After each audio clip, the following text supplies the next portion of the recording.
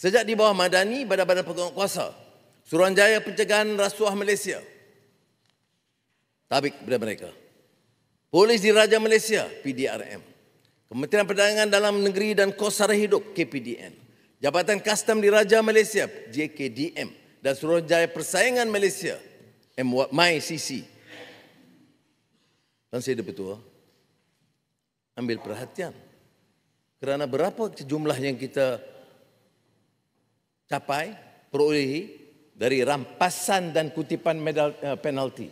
Rekod dalam sejarah kita dan rantau kita. Penalti yang dirampas dan kutip untuk 2023 dan 2025 mencecah hampir 15.5 bilion ringgit. Terbaru, PDRM berjaya menumpaskan sindiket haram terancang di Pulau Pinang dan Pelabuhan Kelang. Demikian maksud kami. Nak kena faham, itu maksudnya tata kelola dalam pemerintahan.